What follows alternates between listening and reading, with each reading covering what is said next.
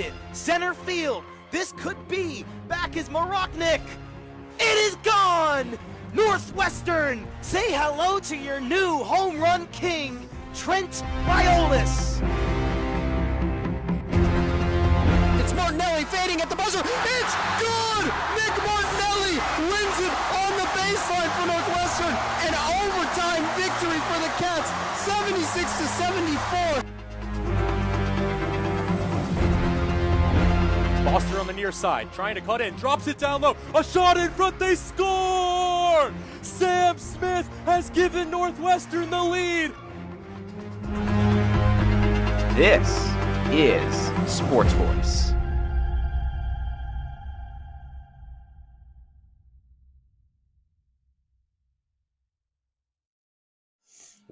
We are live. Okay. Go ahead. No, Sorry. No. Calvin, it's okay. I've talked enough during this block. You know, I was engineering at the start. You can open us up today.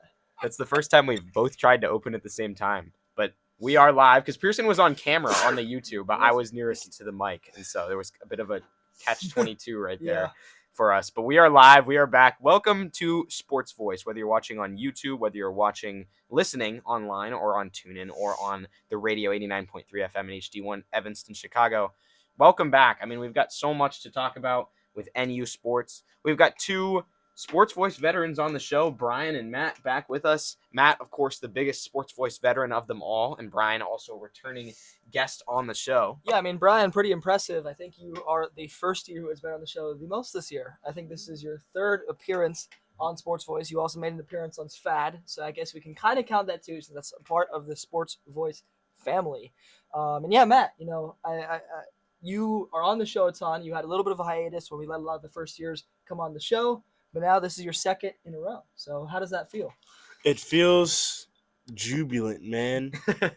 Absolutely jubilant. Like I said the first time, dude, the fact that we had so many first years just like clogging the prep cycle for the first month and a half, no offense, Brian, was just made me mad. I was just so mad because I couldn't get on the show. Because every week I'd ask you guys, could I get on the show? Could I get on the show? Nah, man. Too many first years prep this week. Hey, listen, it's important. I'm so sorry. It is important. Yes. And I know it's fair and you know, fairness is, you know, a very big thing. But guys, where's the seniority been the past months? Nowhere to be found. That's what I provide to the show here, boys. Argue, Matt, that the seniority is Calvin and I. That's automatically. True. Okay.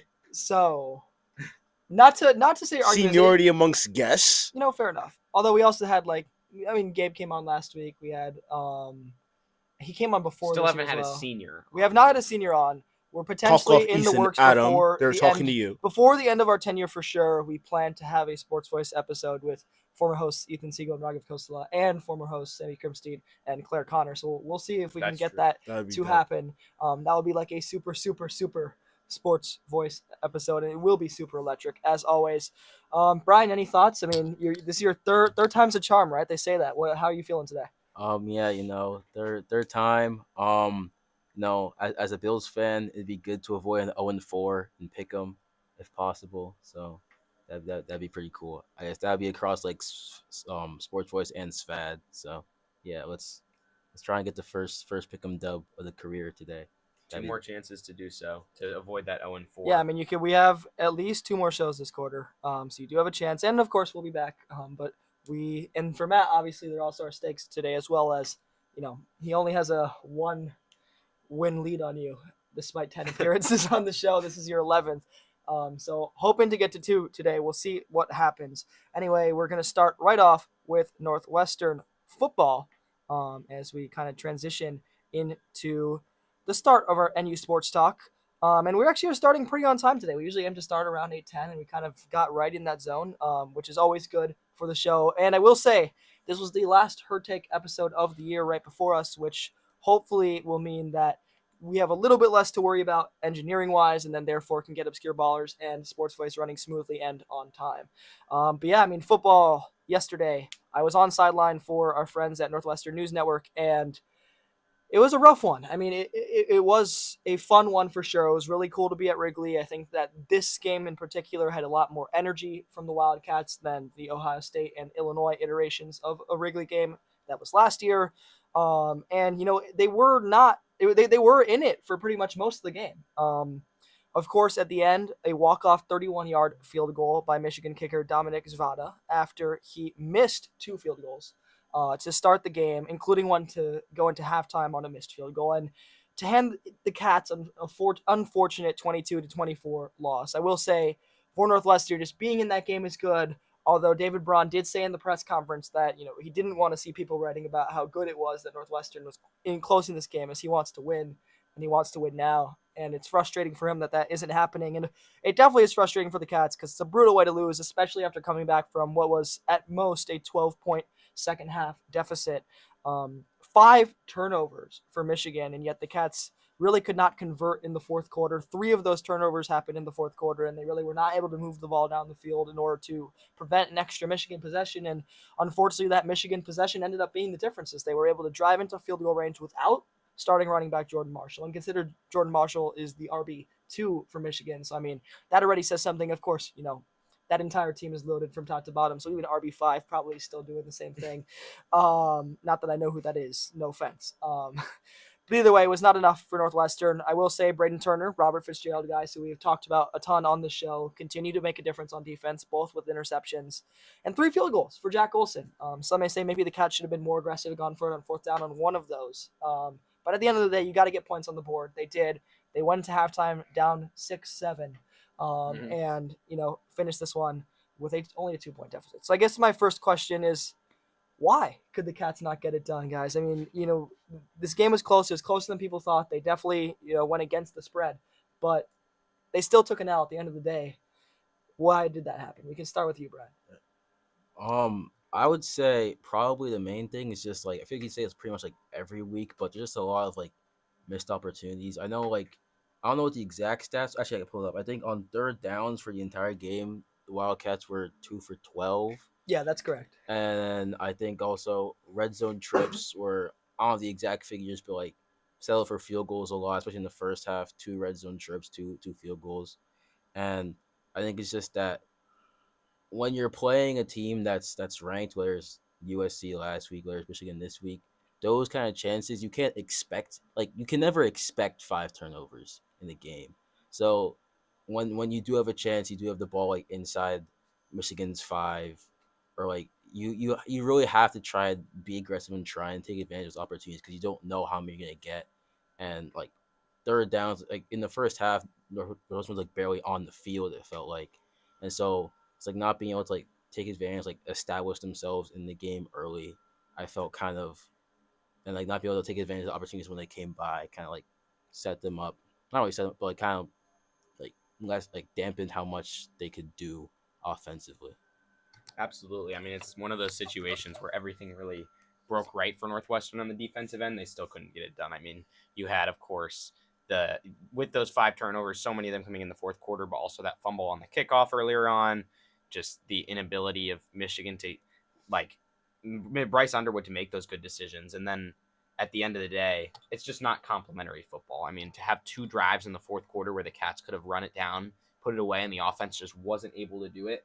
I mean, I'm sure David Braun thinks that's something that's unacceptable. Preston Stone would agree. Almost everyone really involved would agree. And this defense really put the team in a position to win. And it's just unfortunate they weren't able to put together a complete game. But what were your thoughts, Matt?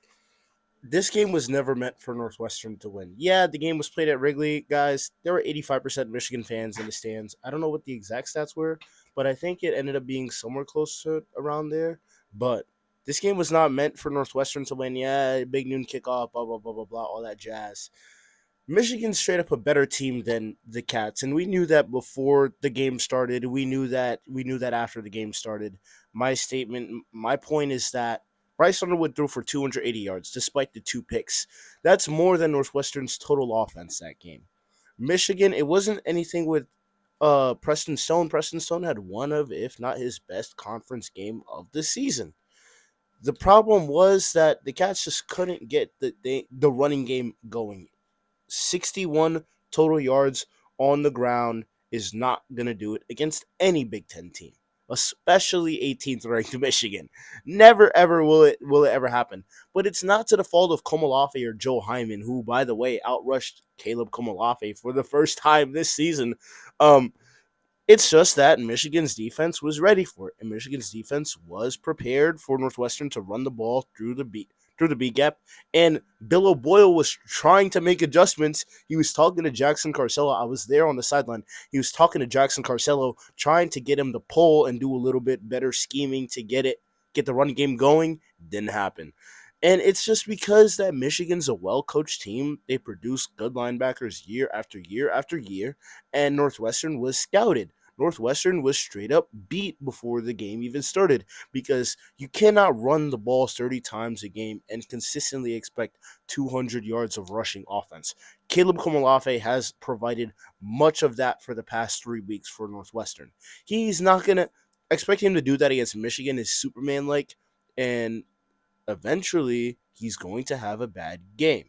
Northwestern just didn't have the offensive personnel to account for a bad, or what you would write down in the record book as a bad game for Komolafe. Stone had a better game and a better passing day, but still cost Northwestern dearly by throwing a duck on a 2-point conversion. That screen pass ended up 3 yards short of the receiver.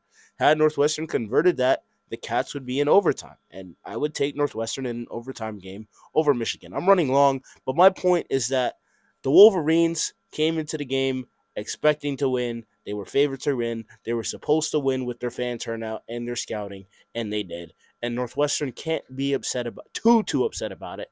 As ugly as a game that they played, keeping it within one score is an accomplishment. And to just, quickly about your point about personnel, when Michigan's stacking the box and protecting against the running game, the natural inclination should be that Preston Stone has receivers who are able to consistently generate separation, and it just didn't happen in this game. Well, it did. Griffin Wilde had the one bomb that got called back, but from my vantage point, it was most definitely a catch. You're not seeing guys get open. And Preston Stone just didn't really have looks downfield, more so maybe than any other game this season. What did you think? What did you say? On the sideline, I think there's kind of a mix of both here. I will offer a little bit of pushback on you, Matt. I don't think it's fair to say that this team was destined to lose, regardless of, I don't think you can say any team is destined to lose at the start of a game. Maybe like that USC game was an example of one that seemed like everything went not the Cats' way. Here, there was still a lot of things that went the Cats' way, and they had a lot of chances to win. I did not feel like from start to finish this game was a game that they should be losing. As a matter of fact, there were times where it really felt like Northwestern should be winning. And even at the start of this game, despite, I think pretty much all four of us probably predicting that Michigan would win this game. I did say Northwestern was going to win the game. Oh, you did? The only inside you did say that. To say that, but yes. But either way, I do think that you look at a few things here. I think, yes, Michigan did scheme really well for the run. I do think Preston Stone had some really great throws to receivers that did make some room, like Ricky especially looked really good making some separation. There were times where Preston Stone just did not look for him. I think that's a problem. I think the other thing for me, but I more so look at this game is, while Zach Lujan's game script definitely was better in this one and allowed for that second half kind of push for the Cats, Preston Stone, I don't know why, is clearly incapable of throwing short passes accurately.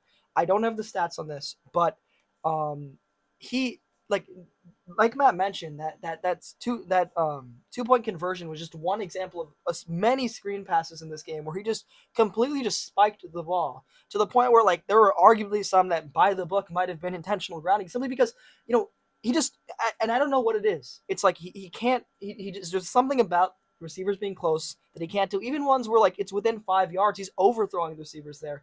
It's I don't know if it's something about his peripheral vision. I don't know if it's something about the injury problems that he's had in the past.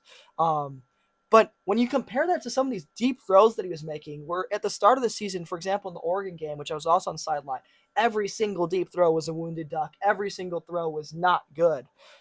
In this game, is the complete opposite. Preston Stone was throwing some dimes, and some of them were just really great defense from Michigan rather than mistakes from Preston Stone. So when you look at this game overall, I think the biggest thing you can take away is maybe just being more aggressive. Maybe scheming more deep throws, scheming more things where, you're willing to let Preston Stone throw an interception. Oh, and look how the tables turn, because I told That's you, true. He I told was you after saying the that 2 Nebraska weeks game, ago. you He should was- let Preston Stone throw the ball downfield. No, but here's- and look at here's what the thing. Pierson's saying. No, but here's the Look thing. at what he's saying. Here's the thing. You can say that, but he was not throwing any balls like he was today in the last 2 weeks. He wasn't. Against USC, he was not throwing balls like he Well, I did. think Matt's point was that you should let him. But I give him don't. the No, chance but to I throw don't balls think they like should. that. My difference is I don't think you should have. But what I was saying after the Nebraska loss was that Northwestern cannot win without Preston Stone throwing the ball But downfield. I think the If difference Caleb there. Komolafe is rushing for 120 some odd yards, But he's not. game after game after game before tonight, even the game after game after game, UCLA, USC, Nebraska. If he's putting up such great yardage on Northwestern is not winning the majority of them, Uh-huh. then it has to. It's not the run game that's killing the Cats. It has to be the pass game, because there's no way you're so successful on the ground. Yeah, of course. You're this successful on the Yeah. ground, and you lose because you're not putting as much offensive production on the board. But my Today point is not. was My point is Northwestern- not that they should start the game like that. My point was No. that after seeing how the game turned out, like after the first half, how unsuccessful the run game was, that's when you make the change. I'm not saying I Preston don't Stone think they has should. to. From my opinion, I don't think they should start every game saying Preston Stone. That, like, to make a caveat there, I do think you're right, and I will admit that I have changed my opinion on this because of what I saw on the sideline in that Michigan game, because I was not confident in Preston Stone's arm, and in the USC game it was not good. It wasn't. I mean, there were a lot of throws that he was missing deep, and there were a lot of throws that he was missing short. In this game, he maybe proved that he can throw more deep.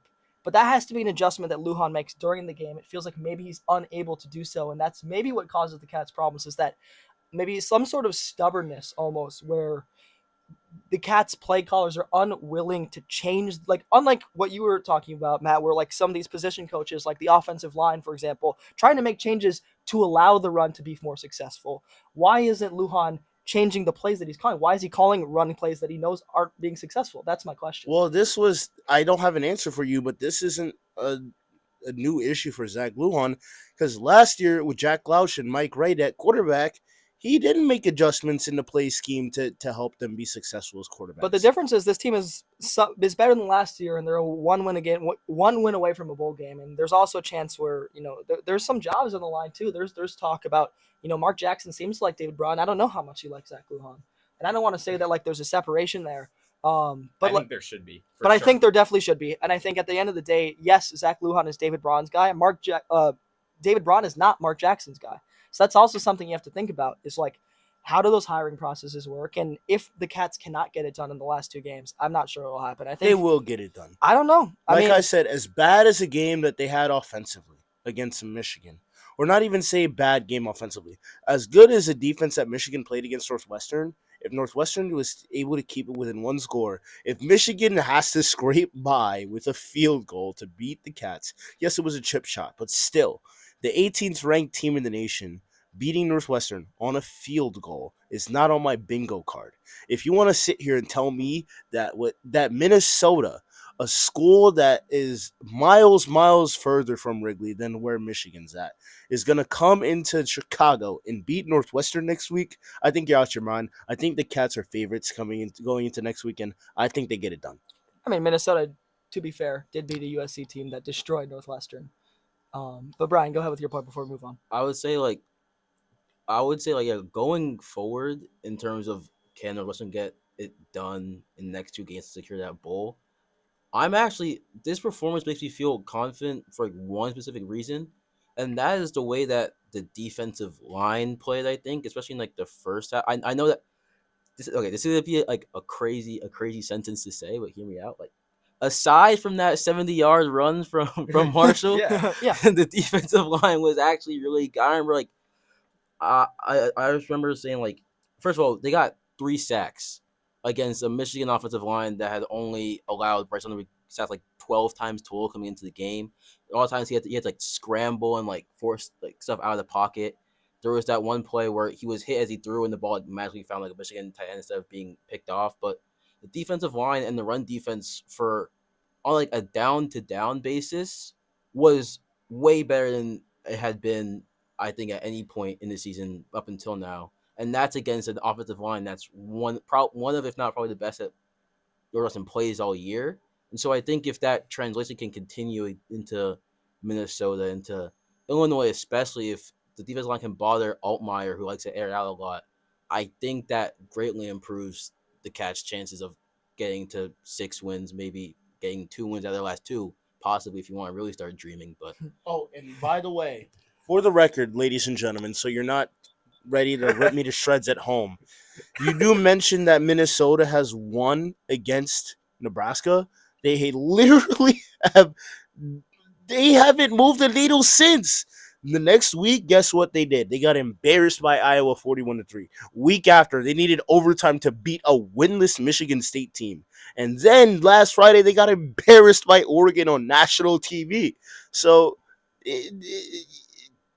are we saying that Northwestern's worse than Michigan State and Northwestern's going to lose to Minnesota? I think we all agree that Northwestern's better than Michigan State and slightly better at least than Minnesota. You just never know what's going to happen. The only other wins, to Brian's point, the only other wins Minnesota has on the season against Big Ten opponents are over Purdue and Rutgers. Okay, but Northwestern's wins are against Penn State, Purdue, UCLA. Those Penn are State, three of the bottom teams in the conference. Okay, yes. So I'm just saying yes. you cannot make an argument and say, "Oh, it's." I understand your point. I think we're not arguing with you, Matt. Like we all agree that Minnesota is probably slightly worse than Northwestern, but that does not mean that this game in any way is a cakewalk or that we should lock it in, because at the end of the day, it's going to be a gritted out game because that's just how the Cats play. They win by limiting mistakes. We've said this a lot, limiting mistakes and capitalizing on the other teams. Today they did not capitalize, or yesterday they did not capitalize on the other team's mistakes, and they made too many mistakes of their own, and that's going to kill you in any game.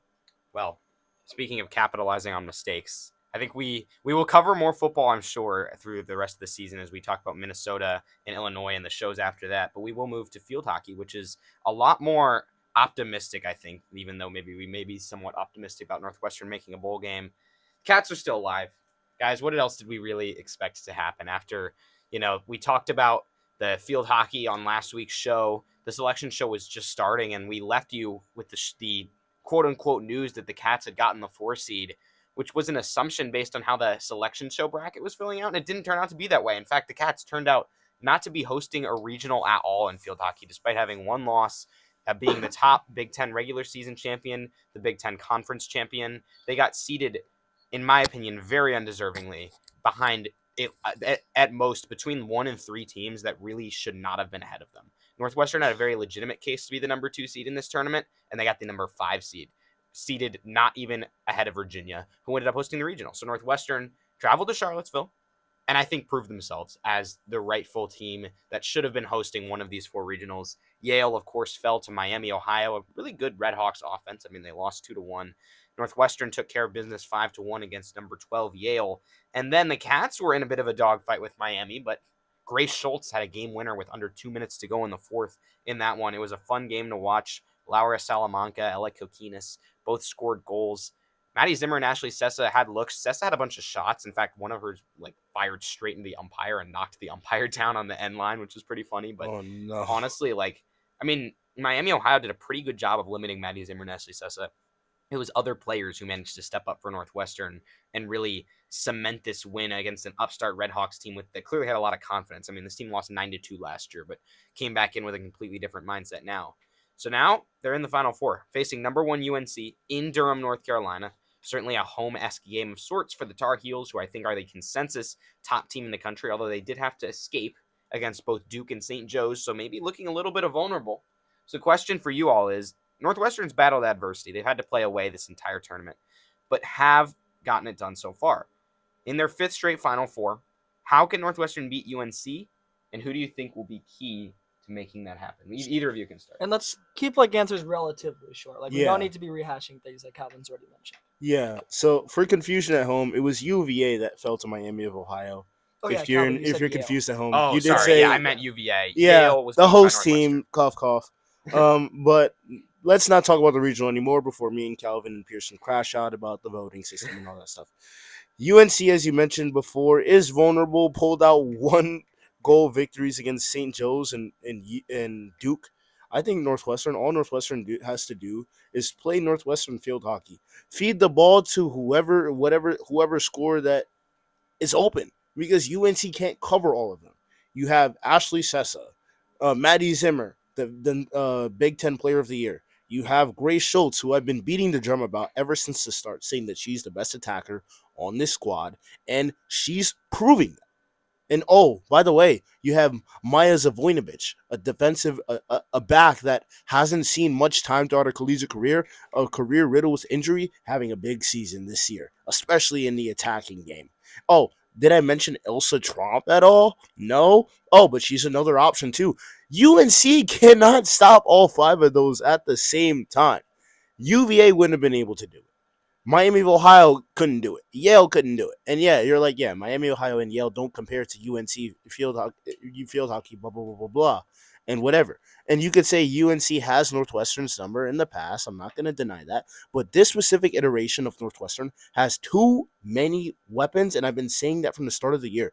There's no team in the country with as many weapons as Northwestern has, not to mention the best goalie in the nation in Juliana Bone at 6'1". You're not putting up more than 2 goals against her a game unless you're Princeton on a good day. So I think the Cats win this one by utilizing their options inside the 25, inside the circle, forcing penalty corners, and then capitalizing on them. That is Northwestern field hockey to a T. No, one thing I will respect about Matt's development as a sports journalist on campus is that just hear me out.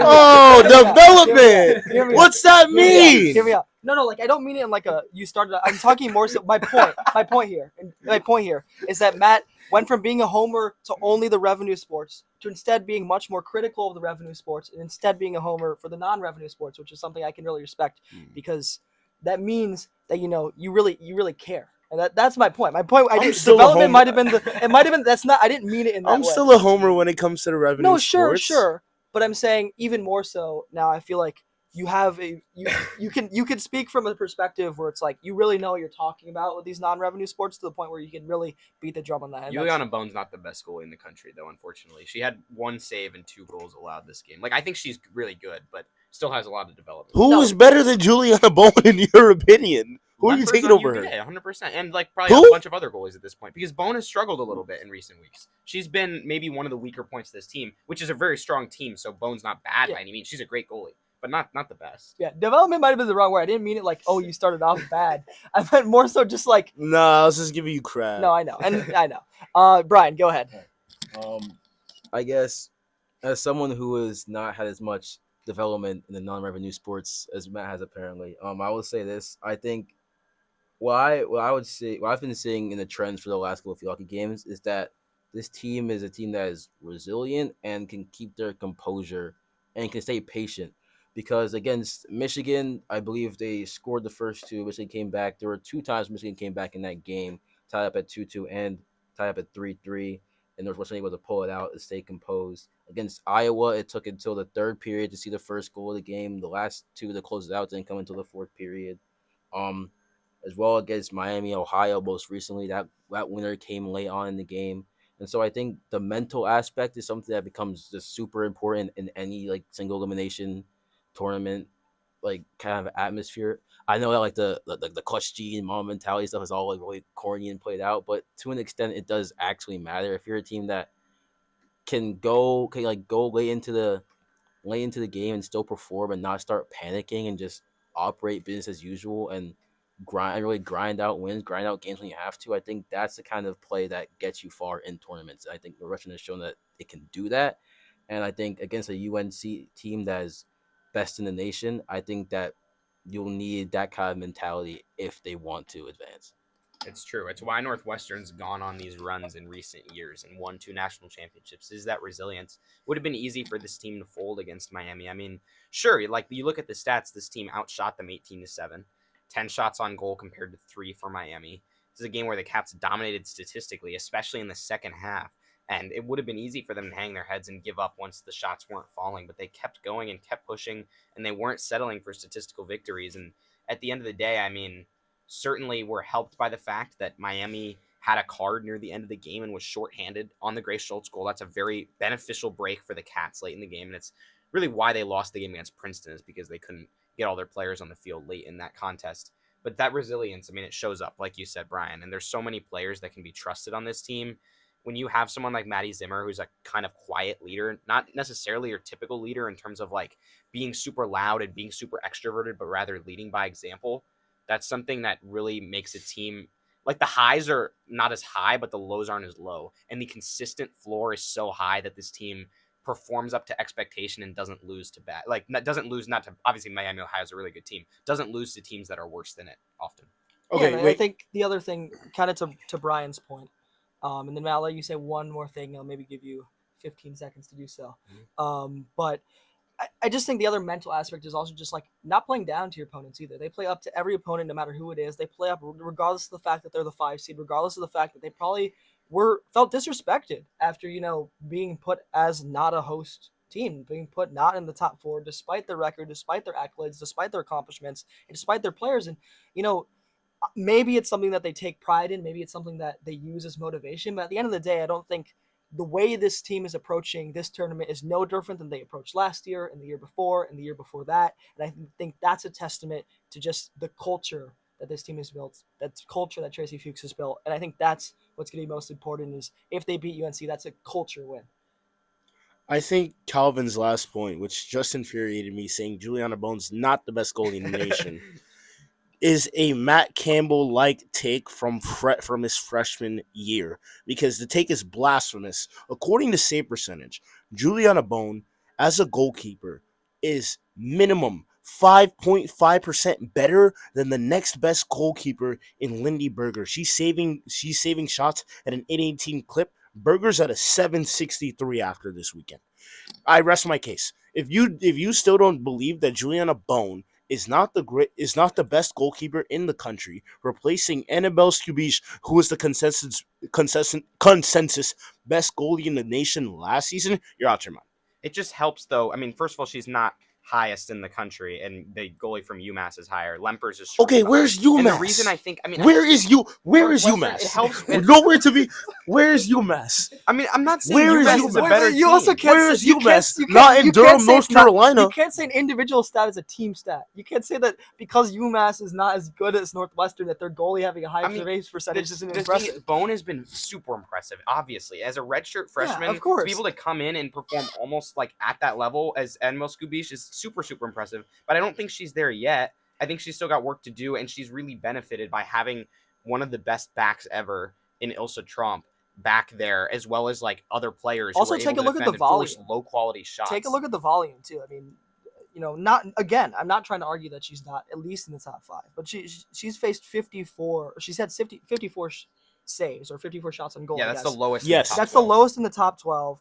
You look at this top 10 even. You have Central Michigan's goalie, Rutgers goalie, facing with much poorer defenses, facing over 100 shots on goal this season. And again, that's not to discredit her, and we're going to have to move on here. I guess the final point is it doesn't matter. It doesn't Yeah. it does not matter. But you Because- say no, the volume is low, but every other starting goalkeeper in the Final Four has faced a lower volume of shots. So what's your point? My point is that it doesn't matter because if they lose by a goal, it doesn't matter. If they win by a goal, it doesn't matter. All this it doesn't matter that Maddie Zimmer's the Big Ten Player of the Year. It doesn't matter that Bone has such a good save percentage. None of that matters in the Final Four. All that matters is you have to play your best field hockey you possibly can play, and you're playing against the best team in the country that is the consensus #1 team, and maybe is because of a certain thing that Calvin said to the voters in one of his calls that we've talked about before. I didn't say anything to the voters. I was merely speculating. Either way, though, it's time to move on to Pick'em, and hopefully the Cats can get it done by the time we next talk about this on the show. We're going to move on from basketball. Main thing is they're heading to men's basketball heads to West Virginia to face Virginia and South Carolina in the Green Bear Classic, and we'll see what happens there. We'll be recapping that. Women's basketball, same thing. They face DePaul tomorrow. Confidence on the call, as well as Cleveland State on Friday. So we'll talk about there. It's time to move into Pick'em now. We're going to play the intro. Let's cue it right out.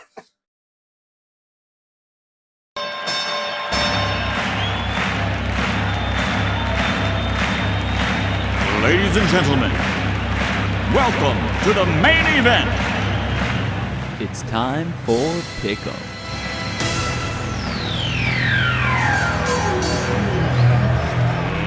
Let's get ready to rumble!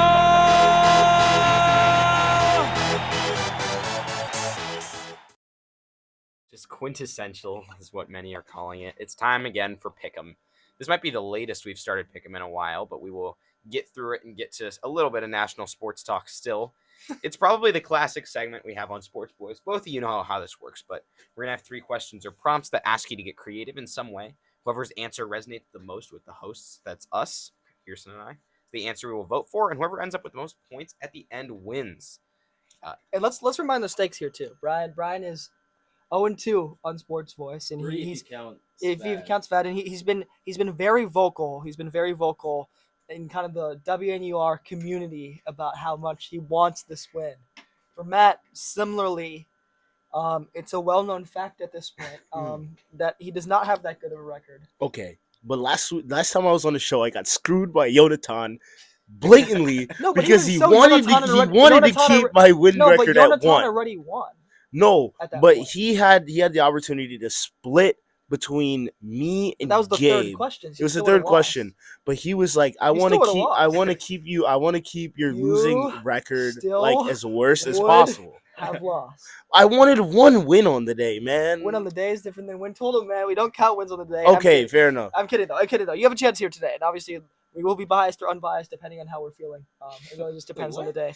I don't know. Either way, What do you mean? You're the host. You're supposed to be unbiased. Hey. I'm good. Hey. I'm good. Anyway, the first question. It'll be more subjective, less biased. It will be unbiased yet subjective. It will be extremely biased and objective. All right. So one host is taking one approach. No, I'm kidding. I'm kidding. We are going to be impartial. Obviously, both of you, we want both of you to win if we could. It's possible Calvin and I split every question, and then that just happens. Somebody's losing streak is coming to an end. I don't know. What exactly? Someone's losing streak should come to an end unless Calvin and I split on every single vote. The first question: a nation built on corporation. I love these names, man. I made the picking questions this week. We've had a couple sponsorship-related pick'ems before, but never like this. Forget jersey patches, forget stadium names, forget any of that. We're going the full brand immersion here. Imagine if an NBA team was completely rebranded and renamed after a major corporation headquartered in the city that they play in. You must pick a team and a corporation, create the new team name, and design their most egregiously corporate-themed promotion night. I guess you have the mic, Matt, so you can start. All right. Well, I don't know if this counts as a corporation. We're staying local for the most part. I think the consensus, I'd say, most popular late night spot here in Evanston amongst our student body is Insomnia. You could throw Taco Bell in there, but I think overall, from my year and a half here at Northwestern, Insomnia has been the spot to be late night. Free cookies on Tuesday nights or something like that. It was a consistent. I did not know that. You don't have the Insomnia app. That's why you don't know that. You got to get on that. I'm not trying to roast them. I'm trying to give them ball knowledge. I'll walk in. But anyways, yes. So Insomnia has been the spot to be. Now, what does that have to do with NFL, NBA, or whatever? I did some digging just now. Insomnia cookies officially originated in Philadelphia, Pennsylvania, a couple of miles away from my hometown of Brooklyn, New York. But a team that is based out in Philadelphia, Pennsylvania, that's had its woes over the past decade or so, are the Philadelphia 76ers. 2018, lost in the Eastern Conference semis. 2019, also lost in the semis. 2020, lost in the first round. 2021, semis lost. 2022, another semis loss. 2023, another semis loss. 24, lost in the first round. 25, oh yeah, this team didn't even sniff the playoffs. They barely got to 24 wins. Yeah, they're off to a good start this season, but you know where this team is headed. All the time this team loses in the Eastern Conference semifinals. You know why? This team is just as soft as a freshly baked chocolate chip cookie. You know what?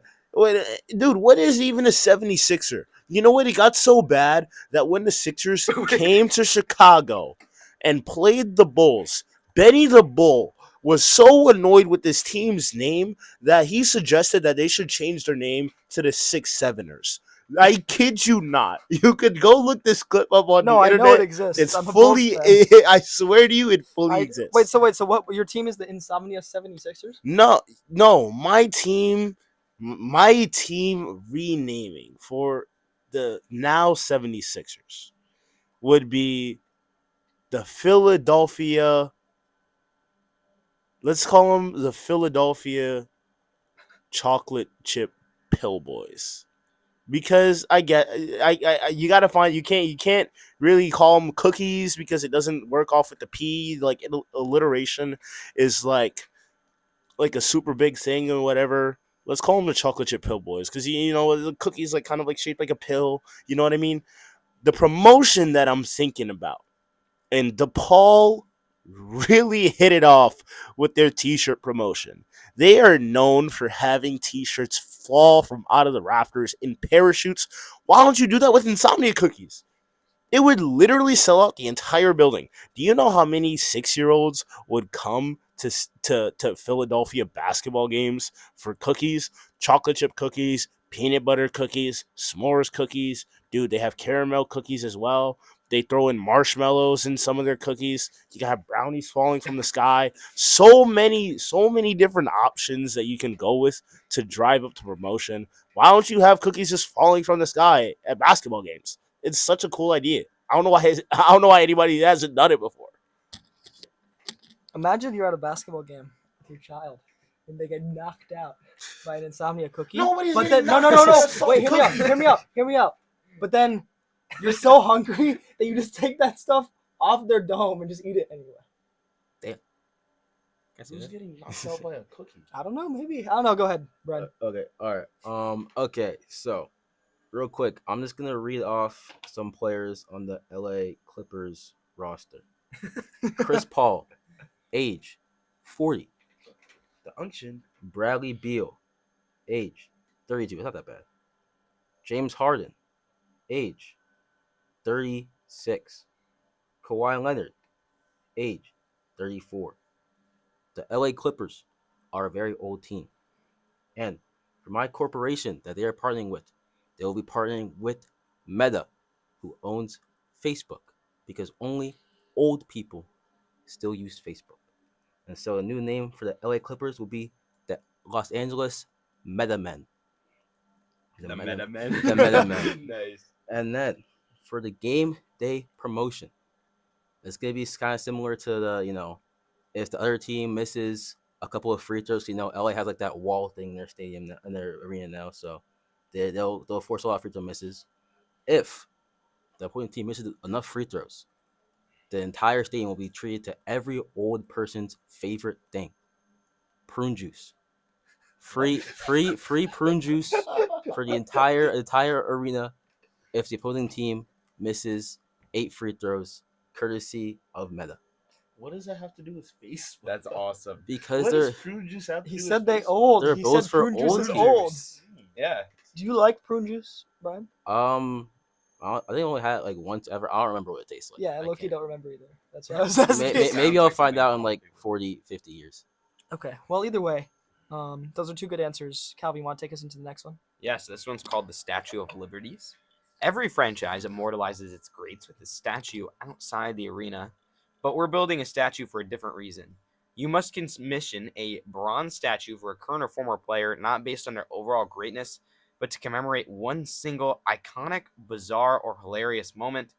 Who gets the statue? What moment does it capture, and where is it placed? We have a lot of, there's a really infinite ways you could go with this one. We'll start with you, bro. This one is gonna be in the city of Detroit. Technically outside the Lions arena, there's gonna be a lot of space because I don't imagine they have much other statues they need to build. So, anyways, this statue is gonna be in commemoration of one Dan Orlovsky, and the statue is gonna be put behind the stadium in remembrance for that one time where he decided to run out of the back of the end zone. He was trying to make a play. Just couldn't get his geography right, couldn't get his boundaries right, ran out of the back of the end zone. And so the statue will be not in front of Detroit's stadium, but behind it in commemoration for that play. It's a fitting spot. All right. I have a lot of options. I stayed with Northwestern for this one, But I had a ton of. I actually went down the path of Northwestern men's basketball for this one. And you have a ton of options. Of course, the what will become legendary Keenan Fitzmaurice turnaround jumper a couple of nights ago. Keenan Fitzmaurice. Gus Holbert turnaround jumper a couple nights ago. Keenan Fitzmaurice, you could copy paste any picture you see of him hyping up the crowd from last season. But I actually decided just 2 seconds ago on Max Green. Max Green's this pose is legendary. It has so much aura. But when Max Green throws his arms up, Calvin, I know you know what I'm talking about because you were there. You were calling the game. When Max Green throws his arms up after he hits that heat check, one step from the logo for his 16th point of the half. By the way, 16 points in 6 minutes deserves to be posted right outside of Welsh Shrine Arena. I don't care if it's his first season. I don't really care if it's Cleveland State. The man was on a heater. The man was pulling up from 35 feet for absolutely no reason. And Chris Collins, every time he pulled up, had an aneurysm. Like, I was watching the game from mid-court, and every single time Max Green shot the ball, he would roll his eyes and turn his head towards the hoop, only to watch the ball go in. If you could annoy your head coach to the point where he's basically begging you to stop shooting the ball and then turn around and convince your head coach through your play not to take you off the court, because had Max Green missed one of those threes, Chris Collins was so ready to sub him out for KJ Windham. Had he missed one of those threes, he would have been so done. He would have rolled the bench for the rest of the game. I promise you. I was there at midcourt working utilities for Big Ten Plus. I think for you to sway the winds of Chris Collins, because the man is a stubborn coach. He is a great coach, but boy, he could be stubborn sometimes. That kind of aura should be commemorated with a bronze statue outside of Welsh Shrine Arena, because it's a legendary moment. It truly is. It is legendary for sure. I mean, certainly, a lot. I mean, when you want to talk about like pure aura, probably one of the greatest Northwestern basketball moments of the past 5-10 years, for sure. In terms of against Cleveland State, sure, but I don't know if we've ever seen a player on Northwestern who has that kind of range, who's like able to do that and get away with it under Chris Collins. It's certainly impressive. That is for sure. It's time for the last one. We're gonna make you guys keep your answers short here, since we really just have no time for anything else. The last one's called Locked Out in the Lockout. And, after the Dodgers won yet another World Series, congratulations to them.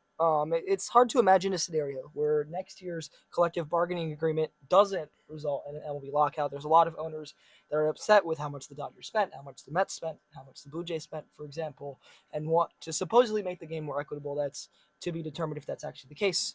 But either way, the result is not what you're imagining. Instead of figuring out the collective future of the sport, every team takes lockout seriously and literally and just turns every player into that one time Jamal Adams got locked out of the Jets facility. We all know what I'm talking about here. And yeah, I guess they cut him and then cut everyone they did. Literally everyone on every roster just gets cut for absolutely no reason. And instead they have a chance to sign with a new team. However, the reason they sign with that new team has to be non-baseball related. It has to be unserious. It has to be something to do with the city that they're choosing. Make the most compelling pitch for a non-superstar or a superstar to sign with the new team. We can start with you, Matt. Oh, this is baseball related, or is this any sport? I think it can be any sport, right? I mean, I said baseball, but it could be any sport, I guess. All right, switch my camera. I want the solo camera. Come here. Okay, come here. Bring this camera. Yes, bring this camera. Thank you. Ladies and gentlemen, the location of Akron, Ohio has produced two of the greatest basketball players of all time. And for some reason, the basketball gods, I don't know what they've thought over the past 20 years, but they somehow just haven't put these two on the same team. And it's been a joke the past couple of years. Yes, these two individuals are reaching the end of their careers. How about they join up to form a super team and go after one last championship? Yeah, I just gave my answer away. I'm talking about Steph and LeBron. Why are they not on the same team? I don't know why they're not on the same team. LeBron is probably retiring after season 23 because that is something that only LeBron James would do. Steph Curry, yeah, he has a couple years left in him, but how many years is he going to be the best shooter in the NBA for whatever remaining 4 or 5 years he has left? Why are they not on the same team? You guys were both born in the same hospital. The same hospital. Why are you not on the Cavs together? For whatever reason. LeBron stayed home. LeBron would have went to Ohio State had he not been drafted so high. He went back to Cleveland, left for Miami, came back to Cleveland, won another championship. Steph Curry, why have you not come back to Cleveland after being drafted by Golden State? Why? Why did you not join forces with LeBron? As a matter of fact, why did you go against LeBron in the middle of the 2010s? Why are we having two guys from Akron, Ohio, on opposite sides of each other? Why are they not teaming up with each other? The power of Akron, Ohio in the NBA is so abundant. Why are you not using it? Guys, I need LeBron and Steph on the same team. I think it's unacceptable that they're not on the same team at this point. I guess, Brian, you could just take the camera with you, too. Out of fairness. Go ahead. All right. Okay. This one is gonna be. I'm gonna try and keep it short and simple. In the 2028 MLB season, the Oakland Athletics will be moved to Las Vegas, and there's someone who is very, very, very interested in the idea of living in Las Vegas, and that is one the MLB related. That is one Shohei Ohtani. I believe Shohei Ohtani would love to be in Las Vegas purely for the scenery. He can wait till 2028. His contract's fully backloaded anyway, so it doesn't really matter. He's not missing out on too much money. He can stay out of the year. So yeah, and Shohei Ohtani will be going to the soon to be Las Vegas MLB franchise. Fair enough. I guess you can guys just move the camera a little bit. Yeah, here you go. Yeah, honestly, it can sit like here. Maybe. Yeah, that's fine. Maybe we should put it here in the future. This is a better. Oh angle. yeah, This this is is a a better great angle. idea. Look, I just gave you guys a new camera angle for you to work with. Either way, here's what we're gonna do. We What literally are you have doing, bro? No, that's valid. We have literally no time for anything else today. So we'll just vote and wrap it up. Yeah, after we'll vote and then we'll close it out. Calvin, you can start with the first vote, but just to remind everyone what this was a nation built on corporation. Matt went with Insomnia Cookies, based in Philadelphia. He went with the Philly Chocolate Chip Pillboys. Pillboys is in the Pillsbury Doughboy, I'm assuming, and yeah, self-explanatory. 76ers, not really sure what that means according to Mal. I believe it's related to 1776, as in like American independence. Oh, that would make a lot of sense. That's what I have always assumed. But either way, and then Brian went with the Clippers. He went with Meta. He said that only old people use Facebook, which is probably true. And he went with the LA Meta Men. And if an opponent misses enough free throws, just like we get Chick-fil-A, they get prune juice in Meta Men Stadium. Yeah. Either way, Cal, you want to take us with the vote first? Yeah, I like both of these answers. I think they both fit the theme of egregiously corporate very, very well. But I will vote with Brian here. I mean, I think, the prune juice, I think, is what sold me. The LA Meta Men, also a funny name. And yeah, I mean, I think I'm just imagining the arena just turned into a full-blown retirement home with I think if there's free prune juice, what percentage of the crowd would end up being people like old people? I don't know. I mean, I would also just be kind of curious. What does prune juice taste like? I asked Brian, he didn't know. Now I'm kind of curious. And because of that, I think I'm going to double up and vote with Brian. The man doesn't even know what the promotion is. But I want to try it. I want to try it. No, because I know what a chocolate chip cookie tastes like. I don't know what prune juice tastes like. Maybe these old people are onto something. I don't know. I mean, if you think about it, Meta also owns Instagram, and we're on Instagram a lot. So, I mean, I don't know. That we are. Maybe they knew the method before we did. Second question is the Statue of Liberties. And the Liberties were a statue of players who, were maybe not the greatest players of all time. Maybe not the greatest players in these teams' histories. But they certainly had an iconic or bizarre or hilarious moment. Brian went with the city of Detroit and Ford Field, honoring Dan Orlovsky with a statue in the shadow of the stadium, kind of maybe near the dumpsters, because he went back in the end zone. He thought he was still in play, and he just completely safetied to lose the game.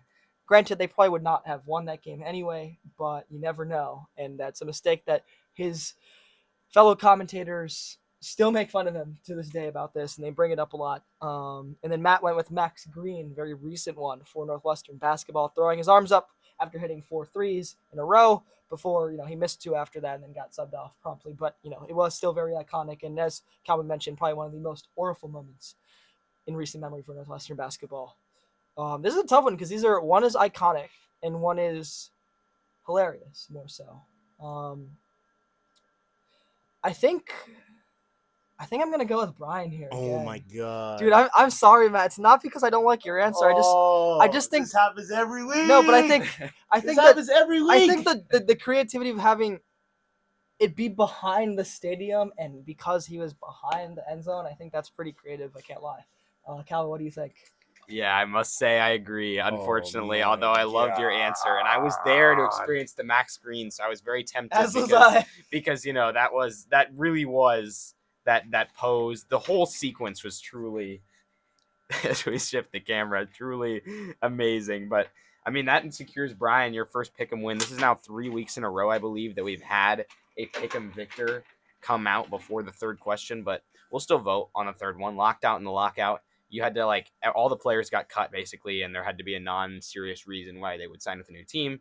Matt talked about Steph and LeBron finally getting to play together for all these years. 2 players who really, we've seen them play in the Olympics. They really probably should play on the same team at some point.